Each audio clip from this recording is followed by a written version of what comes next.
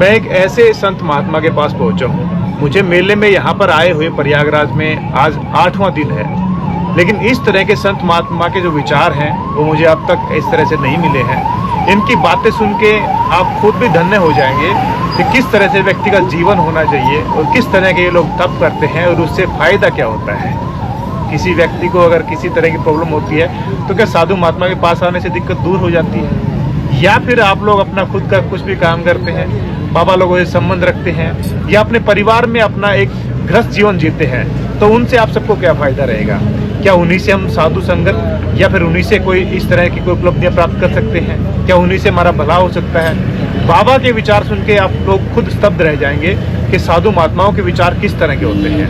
पूरे मेले में इस तरह के विचार या इस तरह की कोई भी वीडियो हमने अब तक नहीं देखी है। तो बाबा से बात करते हैं, इनसे पूरी जानकारी लेते हैं, थोड़ा सा इनका अनुभव आप सबको साझा करने की कोशिश करते हैं। बाबा प्रणाम आपको। साधुवाद और आपके तप को देख के तो मैं खुद ही निशब्द हो गया हूँ। तो हमें इसके बारे में ज़्यादा जानकारियाँ नहीं हैं। इस तरह से बहुत से साधु महात्मा हैं, संत महात्माएं हैं, वो तप कर रहे हैं अपने अपने प्रकार से। तो आपने भी एक विशेष प्रकार का ये आवरण और ये इस तरह से आपने रुद्राक्ष सर पे धारण कर रखे हैं। तो मैं तो चाहूँगा कि आपके बारे में थोड़ी जानकारी मिले, आम जन तक पहुँचे कि ये तप किस प्रकार का है, किस तरह से आप कर रहे हैं और आपने ये कितने रुद्राक्ष अब सर के ऊपर धारण कर रखे हैं। ओम नमो नारायण। ओम नमो नारायण। ये हमारे लगभग 5100 रुद्राक्ष हैं और ये एक प्रकार का हठ योग है। हठ योग कहेंगे इसको? हाँ, हठ योग कह सकते हैं, क्यों ये अपना कोई अपने शरीर के ऊपर भार तो चाहता नहीं कोई भी जी नहीं। तो आप ये कितना वजन वजन भी आपने देखा है या फिर सिर्फ 51? ये हमने अपने काफी सब कुछ मिला के तोला तो नहीं, लगभग 15 से 20 किलो की लगभग। 15 से 20 किलो। 2400 घंटे रखते हैं आप? ये सुबह आरती के बाद से रखते हैं, पूजा वूजा करके अपने पूजा कार्य निपटा के तब। और शाम को कितने बजे तक? शाम को जैसे दोपहर को भोजन करते हैं तो अपने भगवान को भोग लगाते हैं, तो अपने भोग लगा के फिर विराम करना होता है, तो भोजन करके फिर बाद में फिर शाम को फिर उतार देते हैं। तो कितने वर्ष हो चुके हैं इसको? लगभग 5 वर्ष हो गए। 19 कुंभ से यहाँ से जाने के बाद ही शुरुआत। जाने के बाद तो बाबा आपने ये क्या कैसे विचार उठा आपके, या फिर आपके गुरु देव ने बताया कि इस तरह आपको ये तप करना है, हठ योग ये करना है? कहाँ से ये विचार उठा? ना गुरु जी लोग तो नहीं कहते हैं हठ योग करना। गुरु जी लोग तो कहते हैं हमेशा जन की सेवा कर रहे हैं आप लोग। गुरु जी ही कहते हैं? गुरु जी नहीं कहते हैं, गुरु जी हमेशा ये कहते हैं कि सेवा करो, सेवा करो। हाँ, ये तो हठ योग तो हम लोग अपने आप लेते हैं। ये जितने भी संत महात्मा अपने तप कर रहे हैं स्वेच्छा से कर रहे हैं? स्वेच्छा से करते हैं। कौन सा तप करना? हाथ खड़ा करना है या फिर आपको खुद खड़े रहना है या फिर रुद्राक्ष धारण करना है? जैसे हम भी रहते 40 दिन खड़े सूर्य रहते अपने कक्कड़वाल में, पेवा की साइड है। अच्छा। हाँ, वहाँ पे 40 दिन रहे तो लगभग 6 बीघा जमीन एक सदस्य ने दान दी थी। अच्छा। तो हम वहाँ विद्यालय को दान दे आए। आप विद्यालय को दान दे के आ गए? हाँ, पेट्रोल पंप के पीछे ही जस्ट। अच्छा। तो ये आपका आपने कोई प्रण ले रखा है? कितने समय तक रखेंगे इसको सर? ना, कोई प्रण नहीं। अपने 5 साल हो गए हैं, अब दूसरा कुंभ हो गया। पहले हरिद्वार का कुंभ हुआ, अभी अपना विराट का कुंभ है। ऐसे अपने जब तक चाहेंगे, आपका जब तक मन करे तब तक रखेंगे, तब तक बाद में फिर हटा देंगे। तो बाबा मैं आपके थोड़े से जीवन के बारे में जानना चाहूँगा। आपने ये जो साधु संगत है, कब आपके मन में ये विचार आया और कहाँ से आपकी ये चीज़ें शुरू हुई? जैसे हमारे पिताजी हैडल में नौकर थे, हमारे दादाजी भी हैडल में नौकर थे। ऐसे बीसलपुर है ये, पीलीभीत जिले में, उत्तर प्रदेश में। अच्छा। वहाँ से हैं।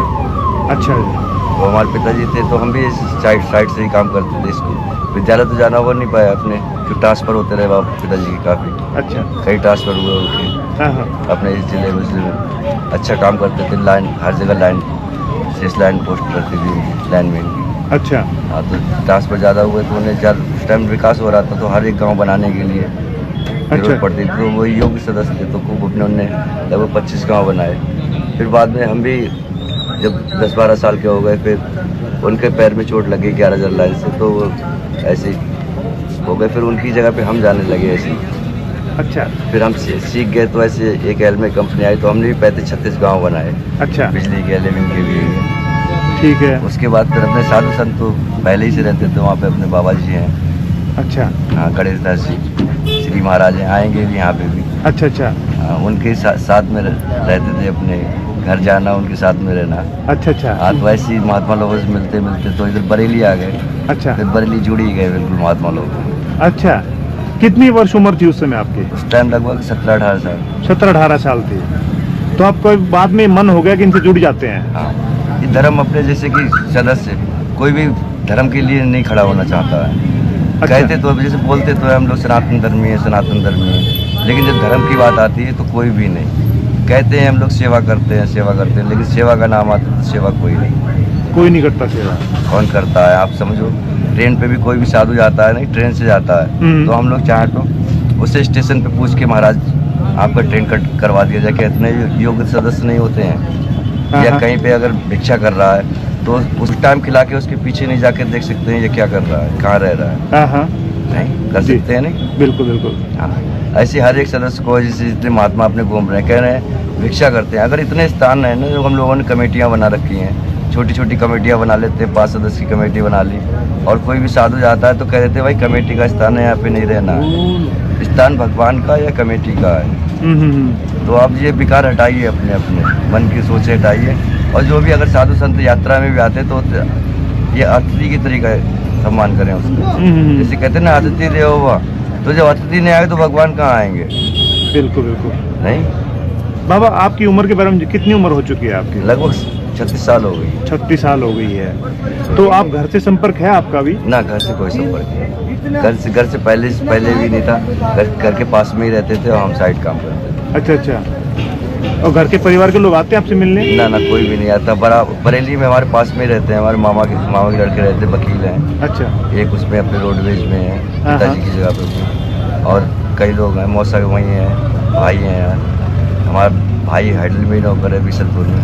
अच्छा अच्छा। तो बाबा, आप क्या तब करते हैं? आपको क्या अनुभूतियाँ कुछ होती है, कुछ बताएंगे हमें? अनुभूति क्या? जैसे कुछ जो चीज़ होती है वो दिखाई नहीं देती। जैसे आप भगवान को अपने नेत्रों से देखना चाहे तो नहीं देख सकते, आत्मा से देख सकते हैं। जैसे आप किसी भरे पेट को खिलाएंगे तो वो पलटी करेगा, अगर भूखे खिलाएंगे तो जब वो डकार लेगा तब वो आत्मा से कहेगा हे भगवान इसे खुश रखो, तब भगवान उसके पास होते हैं।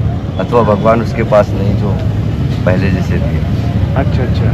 भगवान को देखना है, आप गरीबों में जाके देखो, नहीं तो आप खुद ही वो आपको भगवान कहेंगे, तो आप भगवान को कहाँ देख पाएंगे?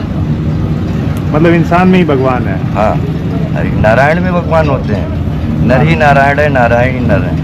वाह, क्या बात। नहीं, कण कण में भगवान तो चींटी में भी है। नहीं, अब चींटी इतनी छोटी सी होती है, हाथी को मार देती है, तो जो नहीं शक्ति, कितनी शक्ति होती है, वो अपनी शक्ति पे आती तब। ये अगर मान लो गृहस्थ में रह के कोई व्यक्ति इस तरह का तप ना करे, फिर ऐसी इच्छाएं नहीं जाग सकती? अरे बहुत सुंदर बात है ये तो आप कह रहे हैं। जैसे अपने माता पिता की, बड़े लोगों की, बुजुर्गों की सेवा करके ये फल आप डबल, हम लोगों से डबल प्राप्त कर सकते हैं। अच्छा अच्छा अच्छा। हम लोग तो तप कर रहे हैं, आप तो जप करेंगे, तप करेंगे, अपने परिवार को चलाएंगे, आप वो कर रहे हैं। भंडारा, रोज भंडारा कर रहे हैं आप तो। कितने लोगों का, जब आप ड्यूटी करके आते हैं, आप सपोज करो आप लोग ड्यूटी से कितने लोग खर्चा चलता है, तो वो एक प्रकार का भंडारा ही हो गया। अरे वाह, क्या बात है, क्या बात है। हम लोग गाय को भोजन कराते हैं, वो भी तो एक दान हो गया। नहीं, एक रोटी अपने सुबह को निकाली, अपने शाम को निकाली, 2 रोटी का दान हो गया। दान तो किसी प्रकार से कर सकते हैं। बिल्कुल बिल्कुल। एक मुट्ठी अपने चीनी मिला के आटे को अपने लाखों चींटियों को दान कर सकते हैं। लाखों लोगों में दान करने में बहुत समय लगेगा। बिल्कुल सही है। समय भी लगेगा, खर्च भी लगेगा। फिर बहुत बढ़िया। तो कोई कर सकता है, कोई भी कर सकता है। बाबा, बहुत ही महत्वपूर्ण और विशेष बात जो मेरे दिल को छू गई। तो आप लोग ये धोने वगैरह पे तपते हैं, या फिर आपने मान लो रुद्राक्ष सर पे लगा रखी है, तो इनसे क्या, ये जो हठ है, ये हठ योग होता है, इनसे क्या प्राप्ति होती है? थोड़ा कुछ अगर आप बताना चाहे तो बता सकते हैं। जैसे ये शक्तियाँ होती है वो आपको दिखा भी नहीं सकते। जैसे अपने कहते हैं ना, जैसे तांत्रिक लोग, तांत्रिक वही हो जाता है जो अपनी शक्ति को बार बार दिखाता है, प्रयोग करता है उसका गलत प्रयोग, तो उसे हम लोग तांत्रिक करने लगते हैं। और जो अपने शांत स्वरूप, अपने शांति में रहता है, उसे सिद्ध कहते हैं। अच्छा अच्छा अच्छा अच्छा। मतलब वो शक्तियाँ या जो उपलब्धियाँ बताने की नहीं होती है? हाँ, वो दुरुपयोग करने की नहीं। जैसे किसी को हम लोग जैसे कहते हैं कि उसके किसी के पुत्र नहीं होता है, निर्वंशीय होता है, उसके पुत्र हो जाता है। जिसके कोई 7 जन्म तक बच्चे नहीं होते, उसके बच्चे हो जाते हैं। आप लोगों के आशीर्वाद से? हम लोगों ने, गुरु लोगों के आशीर्वाद से। वो जो आशीर्वाद देता है वो कोई और होता है। क्या बात है, बहुत गहरी बात है। मतलब साधु महात्मा लोग स्वयं पे बातों को लेते ही नहीं है और आप उन्हीं बातों की तरह कह रहे हैं। बाबा बहुत अच्छा लगा मेरे को। तो आप अब तो आजीवन आप रहेंगे इस टोले में। आप क्या संदेश देना चाहेंगे इंसान को, इन जगत के लोगों को जो गृहस्थ में है उनको? जैसे अपने समय निकाल के जितना भी समय हो तो अपने जैसे भाईयारी के लिए ख़त्म करते हैं, उसे अपने भाई भगवान के, अपने सनातन के, अपने जो गरीब सहयोगी हैं, अपने मित्र भी गरीब होते हैं, उन्हें भी अपने कार्य से अपने आप भी उन्हें सहयोग करके भी बढ़ा सकते हैं हम लोग एक दूसरे को। जैसे सहयोग, अगर 3 पहिए है, 1 पहिया पंचर है, अगर उसे जुड़वा देंगे तो वो आराम से चला जाएगा। आप लोगों के नाम कुछ विशेष प्रकार के होते हैं, मतलब कुछ अलग होते हैं आमजन से, ये कैसे होते हैं? ये जैसे हम लोगों के नाम पदों के ऊपर होते हैं। जैसे एक अपने जब संन्यास में प्रवेश करता है तो हम लोग उसे ब्रह्मचारी कहते हैं। फिर महापुरुष बन जाता है वो अपने उस जनेऊ संस्कार होके, फिर जनेऊ संस्कार होने के बाद जब उसका संस्कार हो जाता है फिर नागा बन जाता है। फिर वो नागा अगर भस्मी या निर्वस्त्र रहता है तो उसे दिगंबर कहते हैं। फिर दिगंबर से अपने महंत हो जाता है, श्रीमान। फिर ऐसे ही पूरे अधिकार बढ़ते चले जाते हैं। अच्छा अच्छा। और आप लोगों के नामकरण जो गृहस्थ से आते हैं उसके अलावा बदल दिए जाते हैं? हाँ, कुछ नाम बदल दिए जाते हैं, कुछ उसी में रहते हैं। जैसे आगे का अपने नागा बाबा अमित गिरी, तो नागा बाबा और गिरी जो दोनों जोड़े गए हैं, अमित हमारा नाम है। अच्छा अच्छा। तो गिरी क्यों लगाते हैं? गिरी एक जैसे अपने गिरी, वैसे तो अपने ज्ञान को गिरी कहते हैं। अच्छा, ज्ञान होता है उससे। क्या बात है बाबा, बहुत बहुत धन्यवाद। आपकी बातें सही में प्रेरणादायक और एक शिक्षाप्रद हैं। मुझे बहुत अच्छा लगा आपसे बात करके। बहुत बहुत शुक्रिया, धन्यवाद बाबा, आपका आभार।